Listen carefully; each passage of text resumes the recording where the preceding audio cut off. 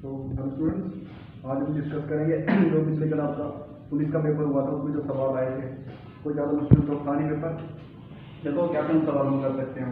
तो पहला सवाल आपसे पूछा गया वो ये था कि जो 400 से 900 तक कितनी बार 6 आता है। ठीक है, क्या पूछा गया था कि 400 से 900 के बीच में कितनी बार 6 आता है। ठीक है, तो 400 से 6 कब आएगा? 406 भी आएगा, 416 भी आएगा। ऐसे कब तक आएगा? 496 तक आएगा 6। ठीक है, तो यहाँ पर अगर देखा जाए तो 0 से यहाँ तक देखा जाए तो 996 तक कितनी बार 6 आ रहा है? 10 बार। ठीक है, और एक और 6 कब आएगा? जब ये लाइन आएगी 460, 461, 462। ठीक है, इसमें भी 460 से लेके 469 तक कितनी बार? ये 10 बार 6 आएगा। ठीक है, ऐसे ही 400 से 500 तक आएगा, 500 से 600 तक आएगा। तो 6 कितने आए हमारे? 10 6 तो ये आ रहे 406, 416, 426 वाले, और 10 6 कौन से आ रहे? 460 से 469 तक। तो टोटल 6 कितने आ रहे हमारे पास? 20। ठीक है, ऐसे ही कब तक आएंगे? 400 से लेके 500 तक आएंगे, फिर 500 से 600 तक आएंगे, 600 से 700, 700 से 800, 800 से 900। तो कितनी बार आ रहे हैं? 5 बार। तो कितने हो गए हमारे? 6। टोटल 106 हो गए। लेकिन एक बात और ध्यान रखिए, जो 600 वाली लाइन है, 600 से लेके 699 तक, यहां भी 6 आएगा हर बार। तो कितनी बार आएगा? 100 बार आएगा। ठीक है, 106 ये हो गए और 106 पिछले हो गए। तो टोटल कितने हो गए हमारे? 200। इस सवाल का उत्तर क्या होगा? तो 200। अब दूसरा सवाल देखते हैं आपका।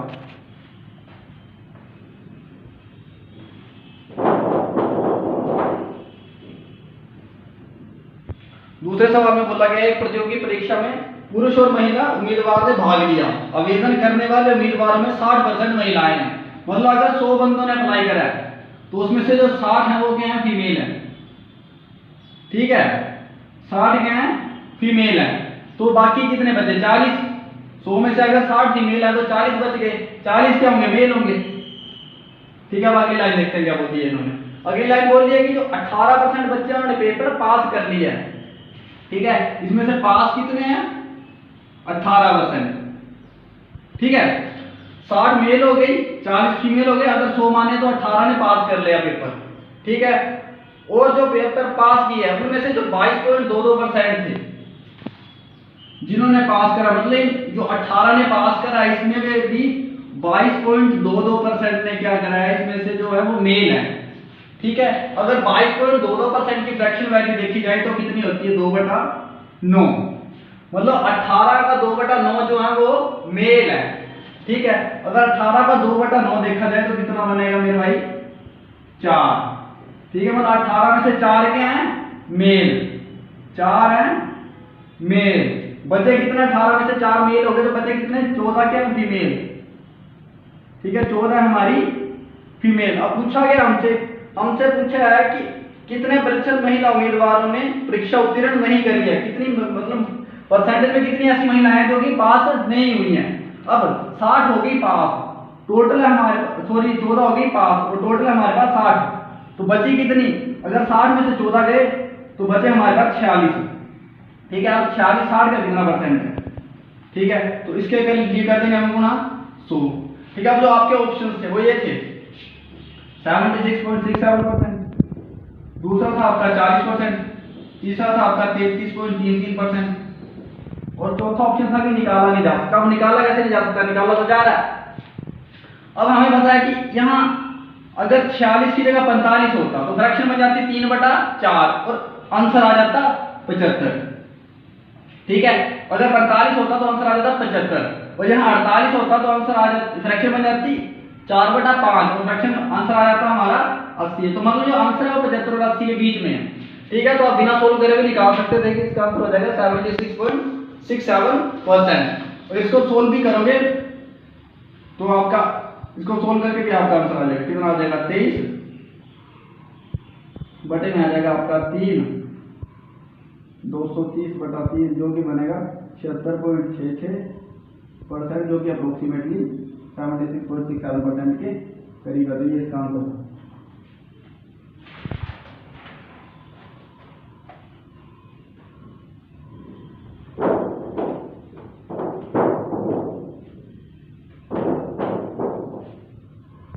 अगला सवाल क्या बोला है, रमेश परिवार के लिए हर महीने 20 किलो गेहूं खरीदता है। कितनी गेहूं खरीदता है? 20 किलो। ठीक है, वो 20 किलो गेहूं खरीदता है। गेहूं की कीमत 14 रुपए से बढ़कर 16 रुपए होगी। ठीक है, अगर रमेश खर्चा नहीं बढ़ाना चाहता तो वो कितनी गेहूं ज्यादा खरीद पाएगा। ठीक है, तो पहले क्या था, गेहूं का रेट 14 रुपए पर केजी, 14 रुपए पर केजी उसका रेट था। ठीक है, अब 20 किलो गेहूं खरीदना है, 14 किलो के हिसाब से खरीद रहा है वो, तो टोटल कितने पैसे खर्च करता है? 20 × 14। ठीक है, ये आगे उसके टोटल जितना पैसे वो खर्च करता है, बोला है कि जो खर्च है वो बढ़ाना नहीं है ना कम करना है। ठीक है, तो अब उसे कितनी गेहूं खरीदनी है अब उसे, तो अब रेट क्या हो गया? 16। रेट क्या हो गया? 16। तो इतनी गेहूं अब उसको खरीदनी है। अब इसको काटेंगे तो क्या आंसर आ जाएगा? 4 × 16, 5 × 20, इसको अगर काटे तो 7 और यहाँ आ जाना 2, 7 × 35 बटा 2 जो कि बराबर होगा 17.5। तो इतनी गेहूं वो खरीद पाएगा। इसका आंसर बन गया 17.5। ठीक है, अब अगले सवाल पे जाते हैं।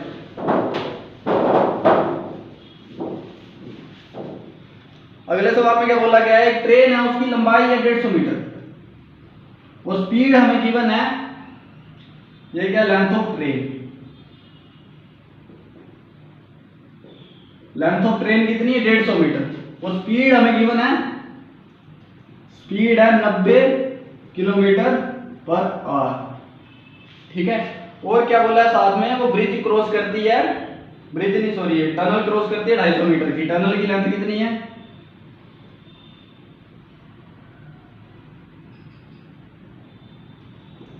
250 मीटर। ठीक है, तो इस टनल को पार करने में कितना टाइम लेगी?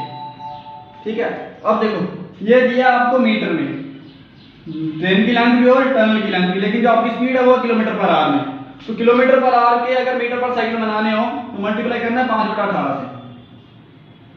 ठीक है, किससे मल्टीप्लाई करना? 5/18 से। तो मीटर पर सेकंड में स्पीड आ जाएगी 25 मीटर पर सेकंड।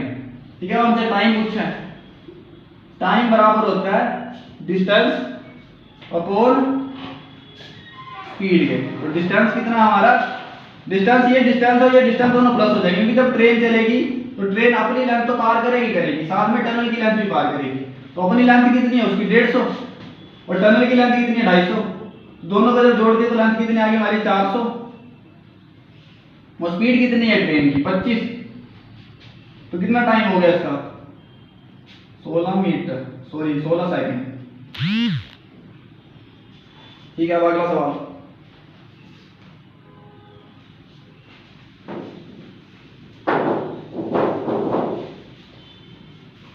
ठीक है, अगला सवाल है 24 मीटर लंबे, 16 मीटर चौड़े और 18 मीटर ऊंचे कमरे में सबसे लंबी खंबे की लंबाई क्या होगी? ठीक है, जो सबसे लंबी रोड अगर एक कमरे में रखी जाती है वो होता है उसका डायगोनल। ठीक है, और क्यूबॉइड के डायगोनल का फॉर्मूला क्या होता है? √(L² + B² + H²। ठीक है, तो इसमें L कितना था हमें? 24, 16 और 18। ठीक है, अगर इसका स्क्वायर करें 24 का स्क्वायर आपको हो जाएगा 576 + 256 + 324, इस दोनों को प्लस कर दे, 6 4 10 6 16, 6 आ गया, 81, 7 1 8 2 10 5 15, फिर एक आंसर बच गया, 3 2 5 5 10 1 11, 1156। ठीक है, 1156 किसका रूट है? रूट है ये 34 का, तो इसका आंसर आ जाएगा 34 मीटर लंबी।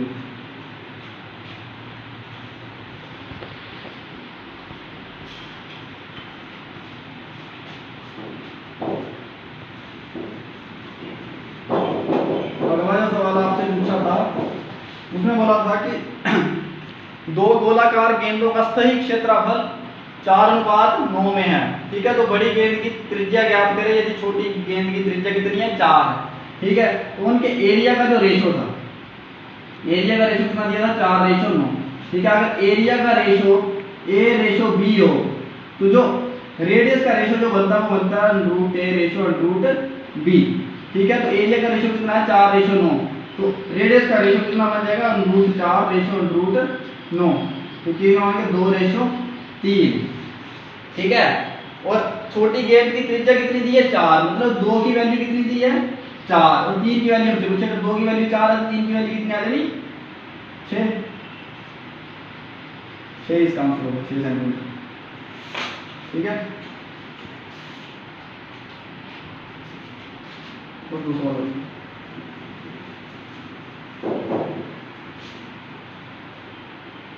अगर आता है मछली टैंक घनाभ के आकार का है, श्याम जो अधिक मछलियां रखने के लिए टैंक का आयतन बढ़ाना चाहता है। टैंक की लंबाई चौड़ाई और गहराई क्रमशः 10%, 15% और 20%। ठीक है, उसने लंबाई 10% बढ़ा दी, चौड़ाई 15% बढ़ा दी और गहराई 20% बढ़ा दी। ठीक है, और आपसे पूछा है कि उसका टोटल आयतन कितना बढ़ेगा, तो जब भी चीजें मल्टीप्लाई में हो। ठीक है, अब इसके वॉल्यूम का फॉर्मूला क्या होता है L multiply B multiply H। ठीक है, तो जब भी चीजें मल्टीप्लाई में हो तो हम फॉर्मूला लगाते हैं सक्सेसिव चेंज का।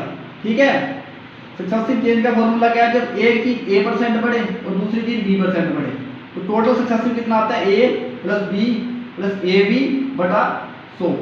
ठीक है, तो पहले हम 10 और 20 का सक्सेसिव निकालते हैं, तो 10% भी बढ़ी है 20% भी बढ़ी है, कितना आया 10 जमा 20 जमा 10 गुणा 20 बटा 100, कितना आ जाएगा 10 और 20 हो गए हमारे 30 और यहाँ 2 आ गए, कितना आ गया 32%।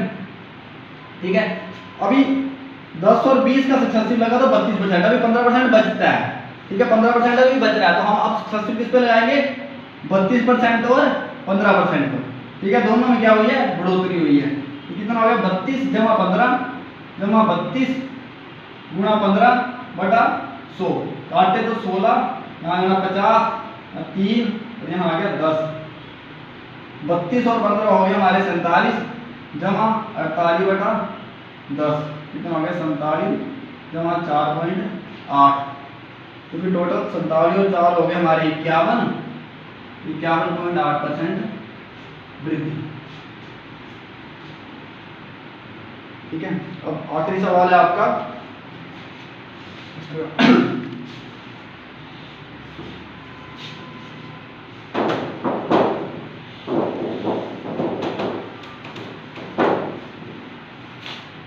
आखिरी सवाल में क्या बोल रहा है कि एक बंदा जिसका नाम है जेम्स, वो काम करता है 50 दिनों में।